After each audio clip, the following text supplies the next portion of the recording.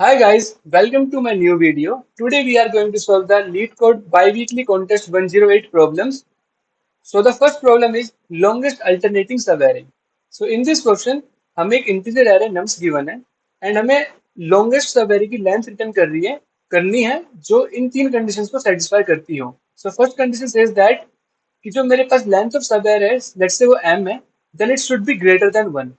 So length of subarray should be greater than 1. This is the first condition. Second condition is that s1 plus s1 की value s0 plus 1 के equal हो. अब s0 क्या है कि जो सब एरे में जो इवन इंडेक्स पे जो वैल्यूज है मेरे पास जीरो बेस इंडेक्सिंग को कंसिडर करना है वो वैल्यू का प्लस 1 जो है वो मेरे पास हमेशा ओड इंडेक्स की वैल्यू के इक्वल हो. यहाँ पे s1 रिप्रेजेंट करता है odd index value, s0 represent करता है इवन इंडेक्स वैल्यू. ठीक है. सो लाइक s0 s1 यहाँ पे मेरे पास सब एरे गिवन है तो यहाँ पे आप देख सकते हो जो फर्स्ट जीरो इंडेक्स पे होगा ये 1 पे होगा इस सब एरे में ये फिर से 2 ये 3 ये 4. तो जितने भी इवन इंडेक्स है वो s0 से रिप्रेजेंटेड है, ओड इंडेक्स s1 से रिप्रेजेंटेड है. सेकंड कंडीशन क्या है कि जो s1 माइनस s0 है, क्योंकि अगर इस कंडीशन को देखें s0 को अगर मैं लेफ्ट साइड में ले जाऊं तो वो 1 आना चाहिए था. s1 minus s0 should be 1 and s0 minus s1 should be, अगर मैं यहाँ पे s1 को साइड लेके जाऊँ 1 को लेफ्ट साइड ले जाऊँ सो s0 minus s1 should be -1. ये दो कंडीशन सेटिस्फाई होनी चाहिए. क्या बोला कि ओड इंडेक्स की वैल्यू में से माइनस करूं मैं इवन इंडेक्स की वैल्यू जो प्रीवियस वैल्यू है देन इट शुड बी -1. अगर मेरे पास ओड इंडेक्स की वैल्यू में से भी इवन इंडेक्स की वैल्यू को माइनस करूंगा तो दैट शुड बी +1. और इवन इंडेक्स में से ओड इंडेक्स की वैल्यू माइनस करूंगा तो दैट शुड बी -1. ये तीन कंडीशन को सेटिस्फाई करते हैं एंड द लेंथ ऑफ सब शुड बी ग्रेटर देन 1. कैसे सोल्व कर सकते हैं? हम सभी सब एरेस को जनरेट करेंगे और चेक करेंगे कि क्या वो सब एरे वैलिड है या नहीं. अगर वो सब एरे वैलिड है, इन तीन कंडीशन को सेटिस्फाई करती है, तो मैं उसकी लेंथ को और जो मेरे करंट आंसर की वैल्यू है उन दोनों में से जो मैक्सिमम वैल्यू है उसको मैं अपने आंसर में स्टोर कर दूंगा. या फिर जितनी भी वैलिड सब एरेज हैं उनमें से जो लॉन्गेस्ट लेंथ वाली सब एरे होगी that would be my answer.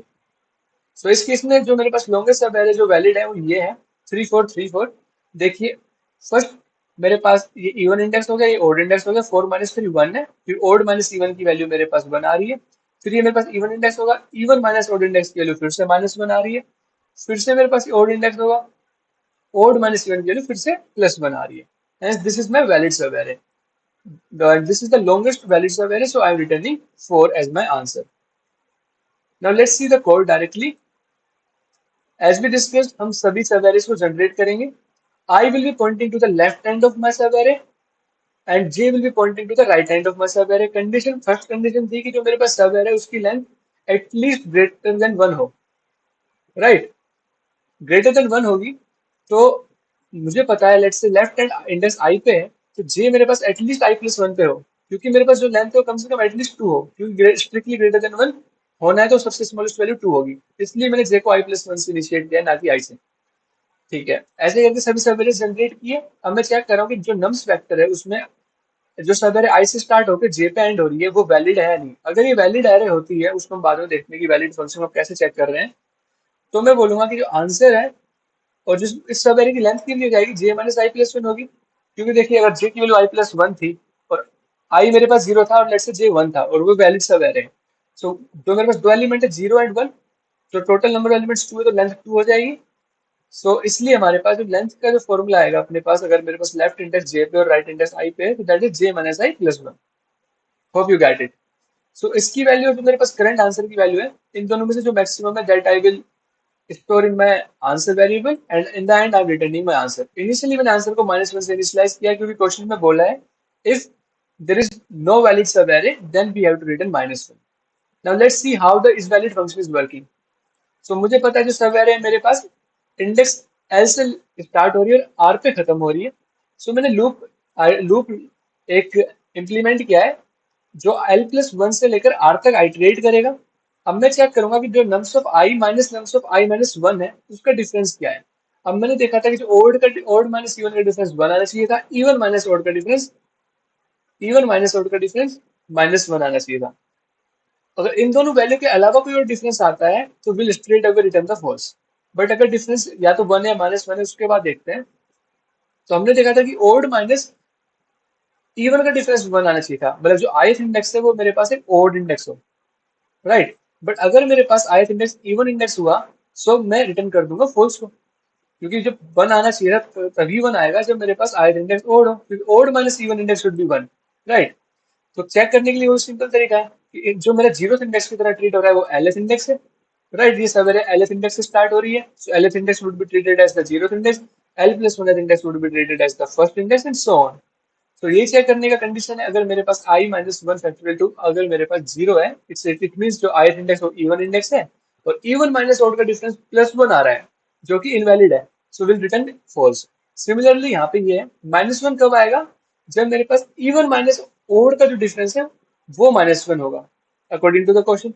But let's say ith index मेरे पास ओड इंडेक्स होता, सो उस केस में तो मैं फॉल्स रिटर्न करूंगा। सेम चीज वही किया मैंने, i minus L zero base indexing के हिसाब से चेक किया मैंने, अगर इसकी value i minus L factorial modulo to की वैल्यू अगर वन आती है इट मींस ith इंडेक्स मेरे पास ओड इंडेक्स होगा, सो मैं रिटर्न कर दूंगा false.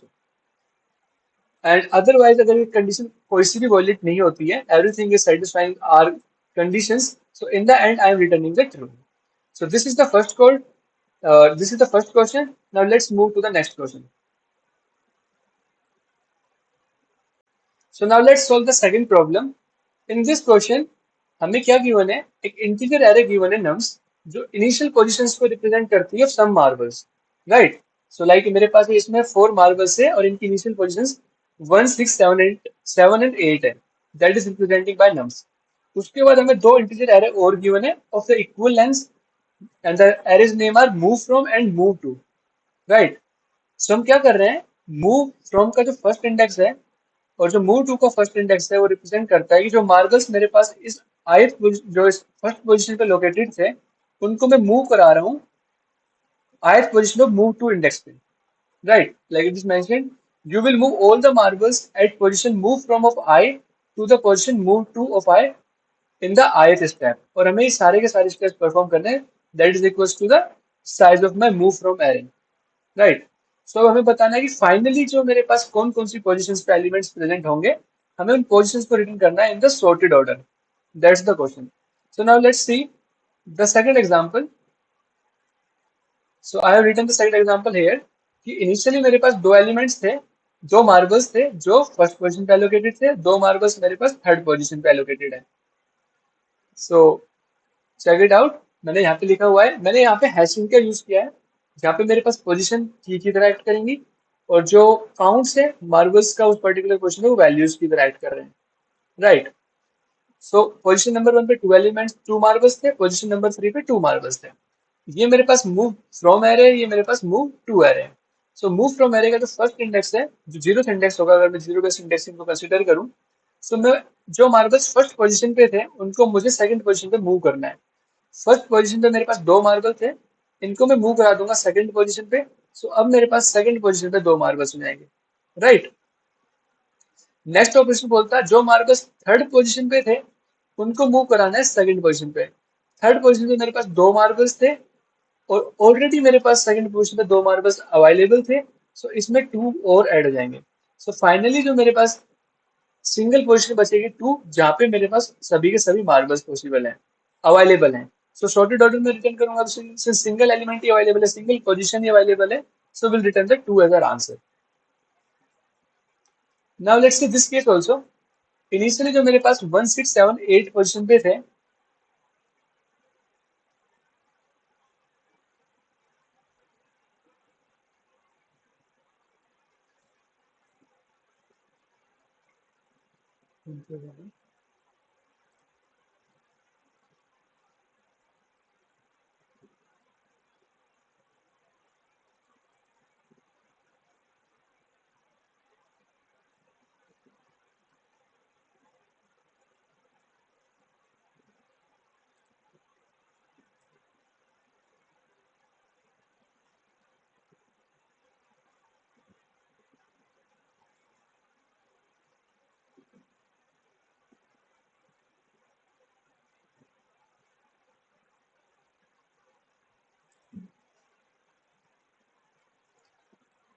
So now consider this example also. The first example, initially जो मेरे पास मार्बल्स की पोजीशन थी वो 1 6 7 एंड 8 थी, और मैं बोल सकता हूँ कि पोजीशन नंबर 1 पे मेरे पास एक मार्बल अवेलेबल था, 6 पे एक था, 7 पे एक था, 8 पे एक था, और ये मेरे पास move from and move to array given है। सो मैं क्या कर रहा हूँ, फर्स्ट फर्स्ट अपने पास ऑपरेशन में जो पोजीशन 1 पे जो मार्बल्स थे उनको पोजीशन 2 पे मूव कर रहा हूँ। सो 1 पे एक मार्बल था, वो मूव होके पोजीशन 2 पे आ जाएगा।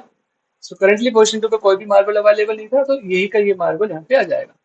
सेकंड बोलता है जो पोजीशन 7 थे उसको पोजीशन नंबर 9 पे मूव कर दीजिए। 7 पे एक मार्बल अवेलेबल था, सो पोजीशन 7 के मार्बल्स को 9 पे मूव कर दूंगा, तो 9 पे मेरे पास एक मार्बल आ जाएगा, क्योंकि इनिशियली मेरे पास 9 पोजीशन पे कोई भी मार्बल नहीं था। उसके बाद जो पोजीशन 2 पे थे उसको 5 पे मूव करना है। पोजीशन 2 पे मेरे पास एक मार्बल है, उसको मूव करके मैंने पोजीशन 5 पे प्लेस कर दिया है। तो 5 पे मेरे पास एक मार्बल आ जाएगा। So these are the final position जहाँ पे मार्बल्स अवेलेबल होंगे 5, 6, 8 एंड 9। मुझे इनको सॉर्टेड ऑर्डर में रिटर्न करना है, तो आंसर क्या हो जाएगा? 5, 6, 8 and 9। As simple as that. So यहाँ पे आंसर 5, 6, 8, 9 है। इसका कोड बहुत ही सिंपल है। सिंपल एक मैप यूज करेंगे। इनिशियली मैप पे हम क्या करेंगे, एज वी डिस्कस, जो की होगी वो पोजीशन की तरह रिप्रेजेंट होगी। Count will be representing the as a value of my map. So मैं क्या कर रहा हूँ, हर एक जो पोजीशन है उस पर कितने मार्बल्स अवेलेबल है वो मैं इस मैप में स्टोर कर लूंगा, फर्स्ट ऑफ ऑल आइटरेट करके। उसके बाद लाइक जो यहाँ पे अपने पास एक्सप्लेनेशन में देखा था इनिशियली, तो ये स्टेट होगी, ये हम फॉर्म कर लेंगे through this particular for loop. उसके बाद हम मूव कर रहे हैं अपने पास, move from move from of i से लेकर मूव टू ऑफ आई तक। सो वही चेक कर रहे हैं अपने पास कि मैप के अंदर मेरे पास एलिमेंट एग्जिस्ट भी कर रहे हैं, नहीं कर रहे मूव फ्रॉम आई पे। अगर मूव फ्रॉम आई पे मेरे पास एटलीस्ट एक भी मार्बल एग्जिस्ट कर रहा होगा, तो मैं क्या करूंगा, कितने नंबर ऑफ मार्बल्स अवेलेबल होंगे मूव फ्रॉम आई पे, वो MP of move from of i मुझे रिटर्न कर देगा, राइट। अब वो मैंने काउंटर में स्टोर कर लिया है। अब इस पोजीशन से सारे मार्बल्स मूव हो रहे हैं, तो इस पोजीशन को मैं इरेज कर दूंगा अपने मैप में से। उसके बाद इन काउंटर्स मार्बल्स को, इतने मार्बल्स को मैं मूव टू ऑफ आई पे रीच करा रहा हूँ। So, जो मूव टू ऑफ आई पे करंट मार्बल्स थे उसमें counter number of marbles will increase, right, will be, हमारे पास क्या जाएंगे, इंक्रीज हो जाएंगे, इतने मार्बल्स न्यू ऐड हो जाएंगे। So that's the same thing we are doing here. और इन द एंड हमें पता है जो मैप है उसमें कीज स्टोर्ड होती है इन द सॉर्टेड ऑर्डर। तो जस्ट मैं अपने मैप में आइटरेट करूंगा और जो कीज है उसको आंसर वेक्टर में इंसर्ट कर दूंगा, and I am returning my answer in the and. So this is the second code. Now let's move to the, this is the second question. And now let's move to the third question. Okay, now let's solve the C problem. So third problem name is partition string into minimal beautiful strings. So in this question हमें क्या करना है कि हमें binary string given है, हमें इसे split करना है into minimum number of beautiful substrings. अब when a substring is called beautiful, जब वो इन दो कंडीशन को सेटिस्फाई करें। What are the conditions? First of all, it should not contain a leading zero. Like जो सबस्ट्रिंग है उसका जो राइट मोस्ट बिट है, दैट राइट मोस्ट कैरेक्टर बोलते हैं, बिट बोलते हैं, that should not be zero. Second condition is that its binary representation of number that is power of 5। It means that कि जो बाइनरी रिप्रेजेंटेशन है उसका जो डेसिमल इक्विवेलेंट होगा that should be the power of 5। ये दो condition को satisfy करती है अगर मेरी substring, then it is called beautiful. And मुझे बताना है कि what is the minimum number of substrings जिसमें मैं अपने एस को स्प्लिट कर सकूं सच दैट कि जो सब्सटेंस है वो ब्यूटीफुल हो। For example in this particular case, इसको मैं ऐसे स्प्लिट कर दूं, like first substance will be 101, second will be 1। सो 101 का डेसिमल इक्विवेलेंट होता है 5। सो 5 की power 1 is 5। So this is a beautiful substance.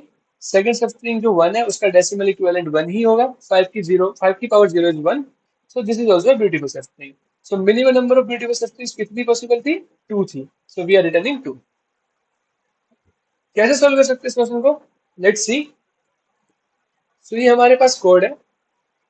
DP को अभी छोड़ दीजिए, डीपी के बाद हम बाद में करेंगे।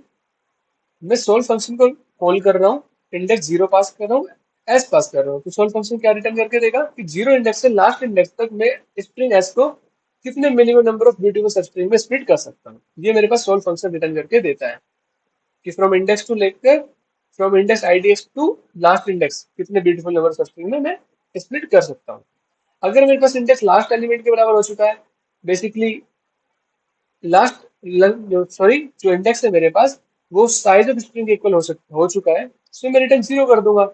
मैं रिटर्न 0 क्यों कर रहा हूँ? क्योंकि मेरे पास एंड हो चुका है, एम्प्टी स्ट्रिंग बची है अब। तो उसको स्प्लिट करने का तो तरीका, सिंस एलिमेंट ही नहीं तो उसको 0 नंबर ऑफ वेज में मैं 0 ब्यूटीफुल स्ट्रिंग में स्प्लिट करूंगा, राइट। अगर मेरे पास स्टार्टिंग इंडेक्स स्टार्टिंग वैल्यू ही है जो स्ट्रिंग एस की, एस ऑफ आईडीएस, वही मेरे पास जीरो है, इट मीन उससे लीडिंग जीरो। तो मैं एक बहुत ही बड़ी वैल्यू रिटर्न करूंगा जो मुझे सिग्निफाई करेगा इन द एंड कि ये एक इनवैलिड स्प्लिटिंग है। लाइक यहाँ पे कोई वैलिड पॉसिबल ऑफ ब्यूटीफुल सस्टेन स्प्लिट करना हो ही नहीं सकता। देर इज ब्यूटीफुल सस्टेन एग्जिस्ट ही नहीं कर रही है। सो उसको सिग्निफाई करेगा। मैंने एक बहुत बड़ी वैल्यू 10⁻³ रिटर्न की है। डीपी को भी छोड़ देते हैं, उसको बाद में चेक करेंगे। उसके बाद देखिए इनिशियली करंट वैल्यू जीरो है। अभी तक मेरे पास करंट वैल्यू होल्ड नहीं है कुछ भी, वो जीरो है। ये डेसिमल इक्विवेलेंट में साइड बाय साइड कन्वर्ट करते हुए चल रहा हूँ। अब देखिए जेथ इंडेक्स से मैं स्टार्ट करूंगा जो आईडीएस के बराबर है और लास्ट इंडेक्स तक जाऊंगा। इनिशियल आंसर वैल्यू को भी मैंने बहुत ही बड़ी वैल्यू जो है 110⁻³ है उससे इनिशियलाइज किया हुआ है। अब देखिए करंट वैल्यू को जब मैं डेसिमल इक्विवेलेंट करता हूँ तो होता क्या है, जो अभी तक करंट वैल्यू थी उसको मैं करंट वैल्यू इंटू टू करूंगा, प्लस में वन ऐड करूंगा जब मेरे पास जो लेफ्ट मोस्ट बिट है वो वन के बराबर है तो मैं करंट वैल्यू में प्लस वन करूंगा। अदरवाइज जीरो के बराबर है तो मैं कुछ ऐड नहीं करूंगा क्योंकि उसमें जीरो ही ऐड होता है। जीरो को ऐड करो या ना करो बात इक्विवेलेंट ही होती है। अब मैं चेक करूंगा कि जेथ इंडेक्स के बाद में मैं स्प्लिट कर सकता हूँ नहीं। स्प्लिट तभी कर पाऊंगा जो करंट होल्ड हो रही है करंट वैल्यू वो मेरे पास वो क्या बोलते हैं वो मेरे पास 5 की पावर समथिंग है नहीं।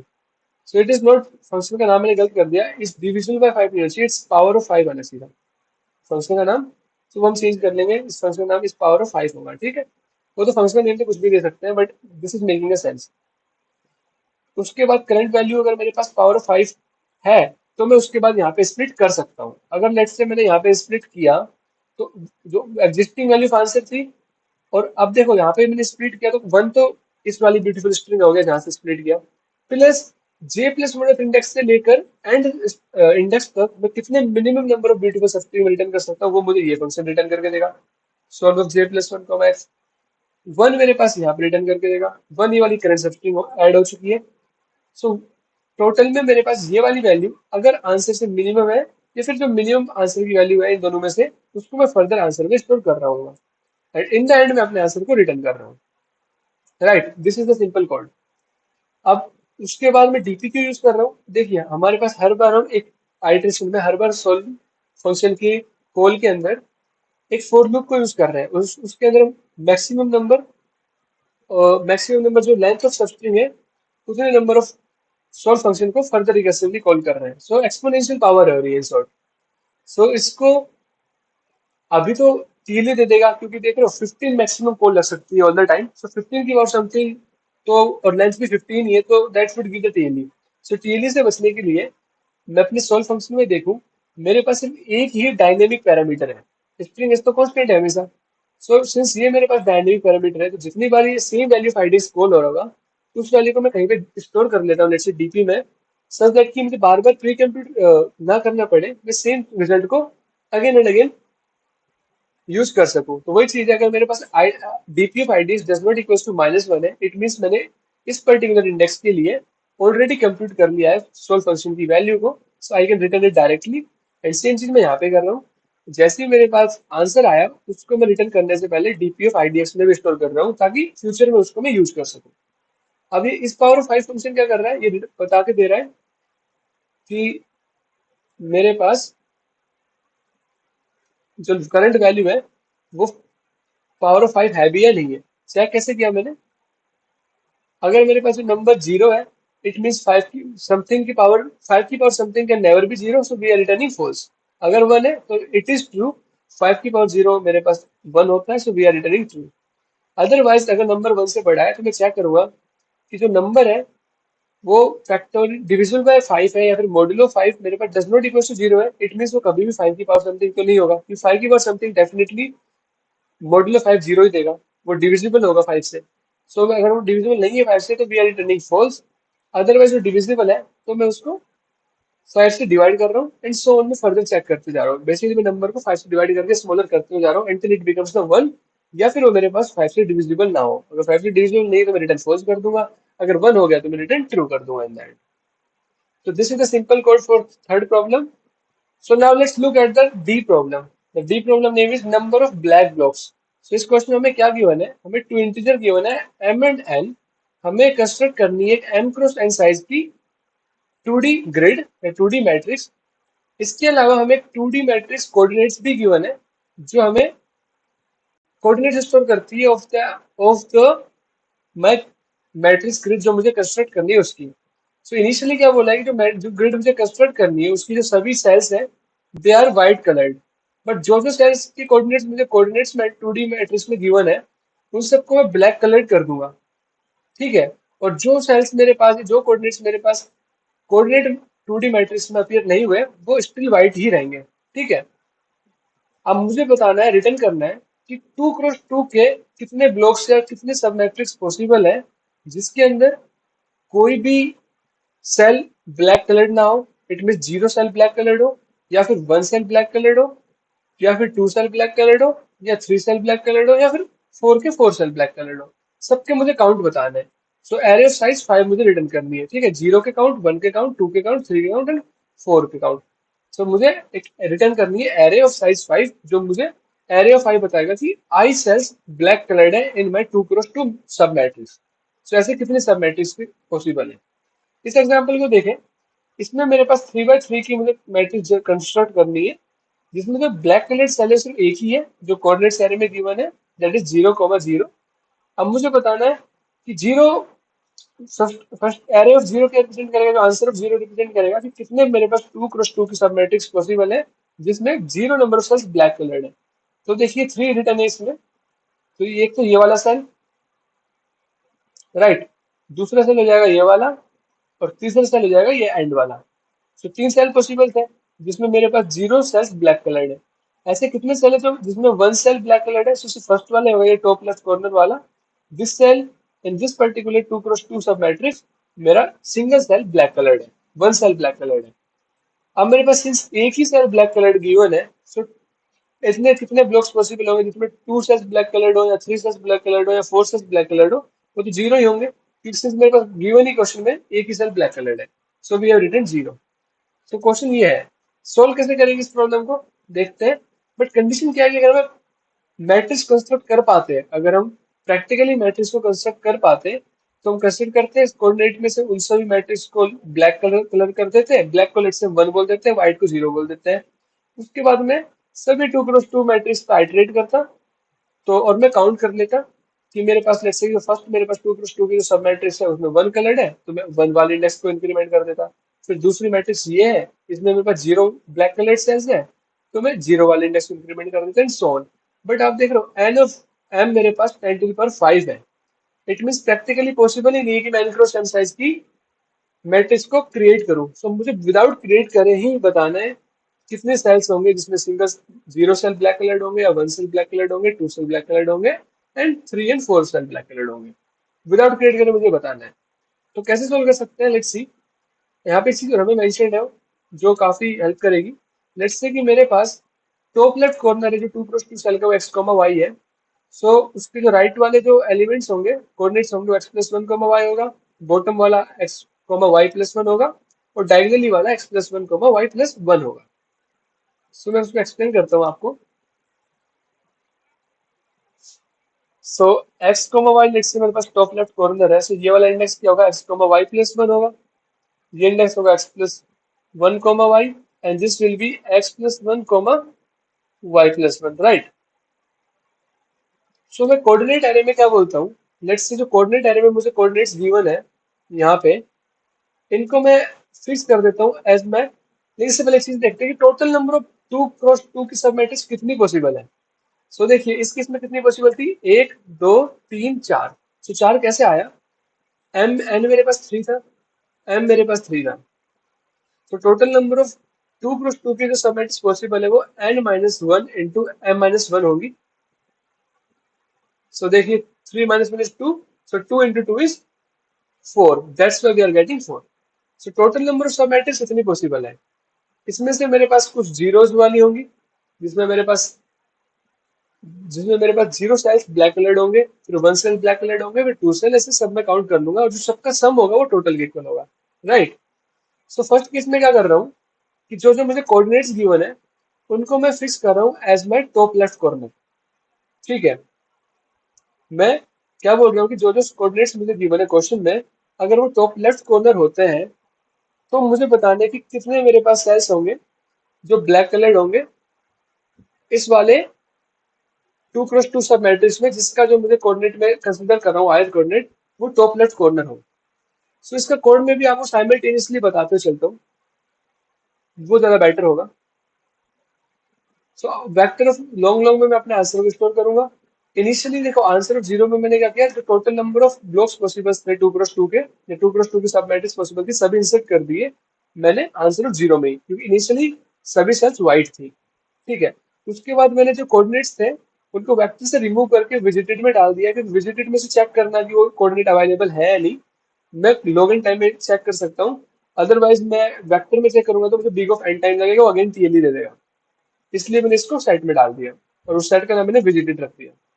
अब देखिए, ये वाला कोड है वो, कि इस वाले केस में मैं क्या क्या कर रहा हूँ, इस वाले फॉर लूप में। इस वाले फॉर लूप में मैं अपने पास जो हर एक कोऑर्डिनेट को, जो कोऑर्डिनेट एरे में मैं ट्रेवर्स करूंगा, लाइक मैं यहाँ पे ट्रेवर्स कर रहा हूँ कोऑर्डिनेट एरे में, और मैं अपने हर एक ith इंडेक्स को टॉप लेफ्ट पे फिक्स कर रहा हूँ। मैं अज्यूम कर रहा हूँ कि मेरा इंडेक्स टॉप लेफ्ट है। तो उस वाले सब मैट्रिक्स का, या उस वाले सब 2x2 की सब मैट्रिक्स का जिसमें मेरा ith index top left corner होगा, उसमें कितने नंबर ऑफ ब्लैक ब्लॉक्स या नंबर ऑफ सेल्स मेरे पास ब्लैक होंगे, वो मुझे काउंट करना है। सिंस देखिए, ये तो कोऑर्डिनेट एरे से ही मैंने निकाला है, so ये तो ब्लैक था ही, तभी तो कोऑर्डिनेट एरे में अवेलेबल था, राइट। सो एक तो काउंट हो चुका है ब्लैक का। अब मैं चेक करूंगा कि x y प्लस वन मेरे पास अगर कोऑर्डिनेट मैट्रिक्स में, या कोऑर्डिनेट जो मैट्रिक्स गिवन थी मुझे क्वेश्चन में, अब मैंने वो विजिटेड सेट में डाल दी है वो सब कोऑर्डिनेट्स। अगर वो मेरे पास विजिटेड सेट में अवेलेबल है x y plus one index B, it means वो सेल भी ब्लैक होगी। सिमिलरली मैं एक्स प्लस वन वाई के लिए चेक करूंगा, अगर ये वाला सेल भी मेरे पास विजिटेड सेट में अवेलेबल होगा, इट मीन्स ये सेल भी ब्लैक होगी। And so and the same for x plus one y plus one में चेक करूंगा। सेम चीज मैंने चेक की है, एक्स मुझे वाई कोऑर्डिनेट को निकाला। अब मैं फर्स्ट में चेक कर रहा हूँ, कंटिन्यू वाले केस को मैं बताता हूँ क्यों कंटिन्यू कर रहा हूँ। पहले चेक करना पड़ेगा कि इस पर्टिकुलर एक्स वाई के लिए मेरे पास एक वैलिड सेल एग्जिस्ट भी करता है, नहीं करता है। सो वैलिड सेल एग्जिस्ट करने के लिए कंडीशन क्या है, कि मेरे पास जो कोऑर्डिनेट्स है वो ये थे, x plus one y plus one. अब लेट्स से कि जो मेरे पास सेल थी वो ये थी 3x3 की। अगर मैं इस वाले एलिमेंट को टॉप लेफ्ट बनाऊंगा, तो जो सेल होंगे वो उसकी कोऑर्डिनेट्स ये होंगे, ये वाला दो बाहर की। सिंस मेरे पास बॉटम राइट कॉर्नर को मैं टॉप लेफ्ट कॉर्नर बनाऊं अपने 2x2 सब मैट्रिक्स का, वो तो पॉसिबल नहीं हो पाएगा, क्योंकि जो मैं वैलिड कोऑर्डिनेट्स है एक्स वाई प्लस वन, वो आउट ऑफ द बाउंड्री चले जाएंगे। तो मैं वही चेक कर रहा हूँ, अगर मेरे पास एक्स प्लस वन या वाई प्लस एन में से कोई भी बाउंड्री से बाहर जा रहा है, तो it is not a valid 2x2 sub matrix जिसका मेरे पास top left corner x y coordinate पे हो। ठीक है। ऐसा नहीं तो मैं कंटिन्यू कर दूंगा, मैं नेक्स्ट कोऑर्डिनेट में चेक करूंगा, इसके लिए पॉसिबल नहीं है। अगर ये मेरे pass out of the boundaries नहीं जा रहे, इट मीन यहाँ पे एटलीस्ट एक वैलिड 2x2 की सब मैट्रिक्स एग्जिस्ट कर रही है जिसका top left corner x y coordinate पे है। तो मैं काउंटर को पहले वन कर रहा हूँ, क्योंकि इस वाले के लिए मैंने, इस वाले में तो ब्लैक पक्का ही है, क्योंकि कोऑर्डिनेट मेरे पास मैट्रिक्स में एग्जिस्ट कर रहा है, तो ऑब्वियस सी बात है ये तो पक्का ही होगा। वन आ चुका है। अब मैं चेक करूंगा कि क्या मेरे पास x plus one y, x plus one y के ये वाला कोऑर्डिनेट भी मेरे पास, क्या ये वाला कोऑर्डिनेट भी मेरे पास कोऑर्डिनेट विजिटेड सेट में एग्जिस्ट करता है, नहीं करता है। अगर ये विजिटेड सेट में एग्जिस्ट करता है, इट मीन्स ये भी मेरे पास ब्लैक होगा। तो इसके लिए मैं काउंट को फिर से इंक्रीमेंट कर रहा हूँ, देख रहे हो, यहाँ पे काउंट को इंक्रीमेंट कर दिया। सेम मैं चेक करूंगा एक्स वाई प्लस वन के लिए भी। ठीक है।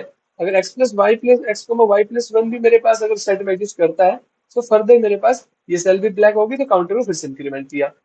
सेम मैं चेक करूंगा x plus one y plus one के लिए भी। अगर ये भी मेरे पास विजय सेट में इंक्रीमेंट करता है, तो मैं काउंटर को फिर से प्लस प्लस कर दूंगा। अब देख रहे हो, इस वाले 2x2 के सब मैट्रिक्स में मेरे पास counter number of black cells available थे। सो मेरे पास सिर्फ ये वाली sub matrix answer of counter में इंक्रीमेंट होगी, राइट।